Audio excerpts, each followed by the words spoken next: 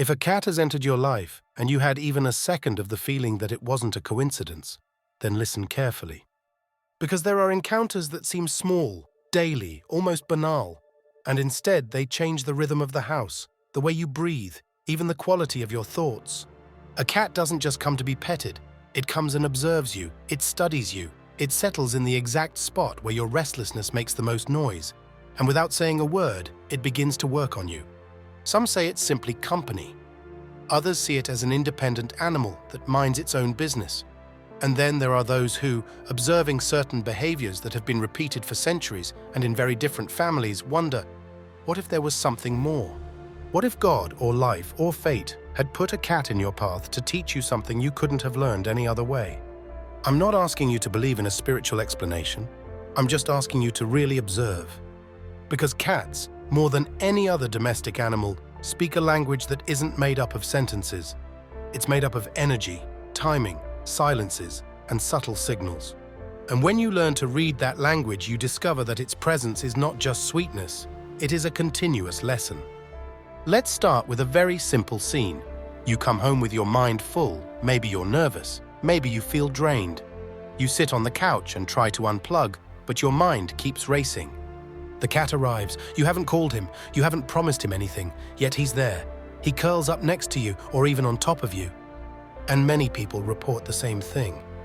As if their breathing were expanding, as if the tension were decreasing, as if the room were becoming softer. Coincidence? Suggestion? Maybe. But when an effect repeats itself, when it happens in different homes and with different cats, it's worth asking why. In many traditions, the cat is considered a guardian. Not a guardian in the sense of physical defense, but a guardian of invisible thresholds, emotional thresholds, internal thresholds, thresholds between what you say and what you hold back. Your cat senses change before you admit it. That's why it often appears precisely when you're feeling unwell, agitated, or burdened by heavy thoughts. And here comes a fascinating point. Some believe that cats don't just perceive, they transform. You know those moments when your cat sleeps so much, as if in deep recharging mode? According to some beliefs, those long naps aren't just rest, they're like a filter. As if the cat absorbed the tension of the environment and then, by sleeping, discharged it in a neutral way. This isn't a scientific certainty, it's an ancient tale. But ancient tales often arise from repeated observations. And indeed, a strange thing happens. Sometimes the cat chooses a specific spot in the house, always the same. The armchair, the corner near the window, the hallway, the bed, maybe right next to your head. And when your mood changes, he shifts position, as if following a map you can't see. And that map often coincides with the places where you experience your strongest emotions. Imagine a typical Italian situation. Martina returns home to Milan after a day of pretending to be strong. No drama, no huge argument, just a feeling of tiredness that has settled over her. As soon as she enters, the cat, who usually stays in the kitchen, comes over to meet her. He doesn't immediately ask for food. He doesn't play. He rubs against her legs and then accompanies her to the sofa. Martina sits down and the cat curls up on her chest. After a few minutes, Martina notices she's breathing better. Not because someone has solved her problems, but because someone has brought her body back to the present. And here's one of the cat's first lessons. Presence. The cat is master of the moment. He doesn't live in regret, nor does he live in anticipation. He lives in what happens. If there's light, it enters the light. If there's silence, it dissolves into silence. If there's play, it becomes play. And when you really look at it, without realizing it, you fall into line. Many people learn a form of meditation from their cat, even if they don't call it that.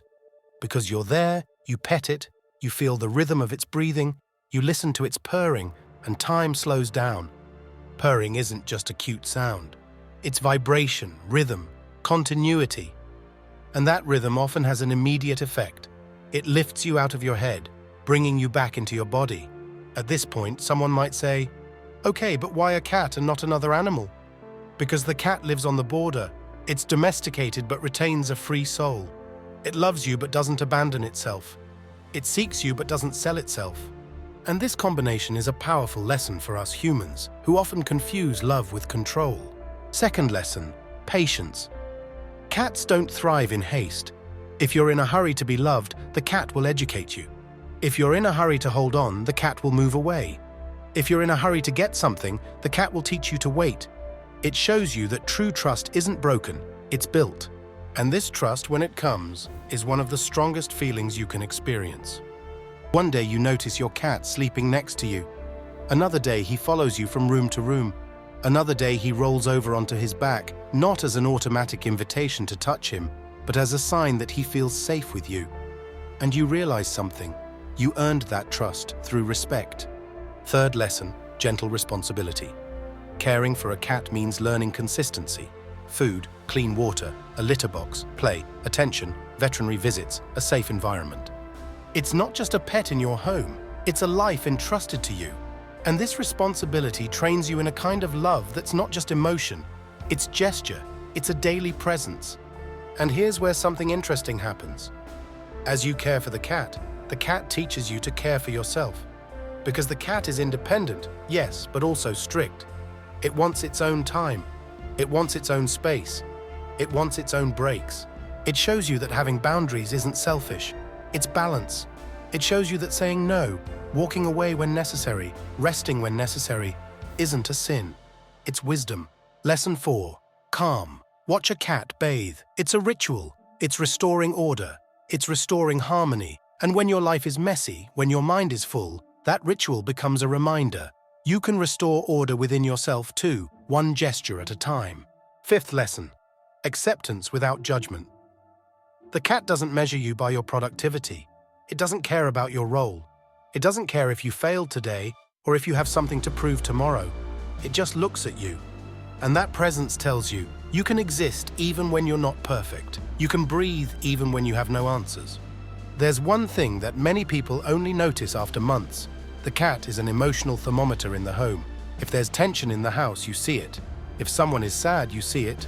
If there's harmony, you see it. And the surprising thing is that often the cat doesn't run away from the tension. It enters it.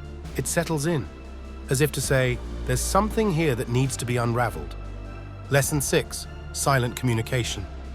The cat forces you to pay attention to details, the ears, the tail, the posture, the distance, the gaze. You learn that you don't need to shout to communicate. You learn that truth is often subtle. And this ability, if you bring it into your life, changes everything. You begin to understand people without them having to make a scene. You begin to understand yourself without always having to explain. Lesson 7. Intuition. How many times have you seen a cat stare at a point you didn't notice? How many times has it reacted to the slightest sound? Cats have exquisite senses. And this, even without mystery, reminds you of one thing. Not everything that matters is obvious. There are signals, vibrations, micro-changes. Your cat trains you to notice them. And now, I want to introduce you to a scenario that many people have experienced. Andrea lives in Rome, works a lot, and brings his work home with him. In the evening, he opens his computer, continues, and says to himself, "Just one more thing." The cat climbs onto the desk and places itself between him and the screen. Andrea moves it. The cat returns, again and again. Finally, Andrea closes the computer and stays there. And in that silence, he understands the truth. He was running away from himself. The cat didn't give him a solution. It gave him a stop, a boundary, a limit. How many times in your life have you needed someone to give you a stop like this, without humiliating you, without judging you, just stopping you gently? Lesson 8. Freedom within the bond. The cat teaches you that you can love without chains. You can be close without invading. You can ask without demanding. Because the cat shows you a healthy relationship, made of closeness and distance, made of choice and respect. And here we come to a very important point. Many people, when they have a cat, notice that their human relationships change as well.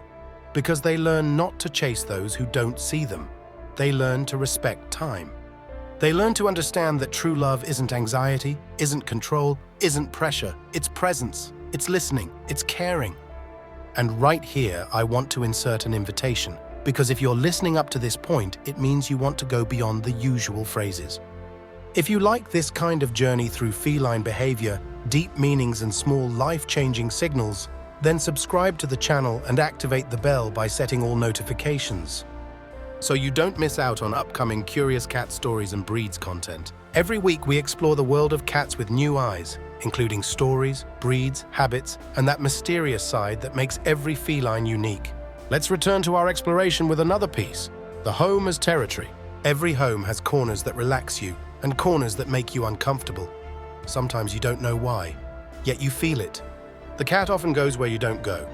It settles in that room, in that spot, under that table. It stays there, it sleeps there, as if it were fixing something. And then he does something that seems normal but isn't. He patrols. At night, many cats roam the house. Light footsteps, watchful eyes. They're not just looking for food, they're maintaining order in their world. And in this patrol, there's a symbolic message: protect your space, protect your peace. Don't let everything in, don't let anyone in, don't let every thought in. Lesson 9. Lightness. Feline play is a school. A cat plays as if it were the most important thing in the world. It concentrates, it lurks, it springs, it fails, it tries again. He's not ashamed. He doesn't care about his appearance. And this ability to play, for an adult, is oxygen. It reminds you that lightness isn't superficiality. It's vital energy. Lesson 10. Chosen solitude. The cat knows how to be alone. Not in the sense of abandonment, but in the sense of completeness. He's with you, but he doesn't depend on you to exist. And if you observe him carefully, he teaches you a truth we often forget. You can be happy without filling every silence. You can rest without proving anything. You can exist without having to please everyone. Many people say a cat arrives at times of transition: a job change, a relationship breakup, a move, a bereavement, a new beginning. And when he arrives, the house changes. Not just because you have to take care of him. It changes because the cat brings a different rhythm. He forces you to slow down. He forces you to notice. He teaches you the language of care. And above all, it poses a question: can you love someone without controlling them? Because you can't control the cat. You can invite him, but he decides. You can call him, but he'll be careful. You can buy him toys, but he'll fall in love with a bottle cap. You can make him a bed, but he prefers a box.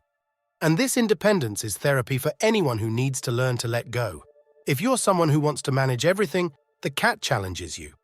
If you're someone who fears abandonment, a cat teaches you healthy detachment. If you're someone who thrives on anxiety, a cat shows you calm. If you are a person who lives in excess, the cat teaches you moderation. Now let's take a practical step, because spirituality and reality can go hand in hand. If you want to understand what your cat brings into your life, observe 3 things. The first is where he sleeps. Not just the place, but the time. Does he sleep near you when you're tired? Does he sleep far away when you're upset? Does he sleep in the entryway on days when you're feeling confused? Often, cats choose a place as a message. The second is how they look at you. There are quick glances and long glances. There are soft glances and tense gazes. When a cat blinks slowly, it's often communicating trust. It's as if they're saying, "With you, I can let my guard down." The third is how she seeks you. Does she seek you by purring? Does she seek you by rubbing herself against you? Does she seek you by simply following you? Every gesture is a thread of connection. And be careful, because there's a common mistake. Many people think cats are cold. In reality, they're selective. And this selectiveness isn't distance, it's intelligence. It teaches you to be selective with what you absorb, with what you listen to, with what you put on your mind every day. There's a reason so many people say a cat cleans the atmosphere in a home. Sometimes it's not about energy, it's about effect. The cat changes your routine, changes the sounds, changes the way you move. It forces you to slow down so as not to scare it, forces you to pay attention, forces you to stay put. And when you stay, the mind settles. And then there's something that truly touches those who love cats: their ability to stay close without intruding. Many people, when someone is sick, talk too much, give advice, overwhelm. The cat doesn't. The cat stays. And in that staying, there's a healing that can't be explained. It's the healing of shared silence. If you want to try a simple test, do it tonight. Turn everything off for a few minutes. Sit down. Observe your cat. Don't call him. Don't chase him. Watch where he goes. Watch how he moves. Watch how he breathes. And then ask yourself, what is he teaching me without me realizing it? Because sometimes God doesn't send answers in the form of sentences. He sends them in the form of a presence. A soft, silent presence, with eyes that seem to know more than they should. And while you search for signs outside, That presence is already leading you back inside, to the exact point where your life can begin to breathe again, one small step at a time, with the same calm with which a cat chooses the light and stays there, as if it were the most important thing in the world.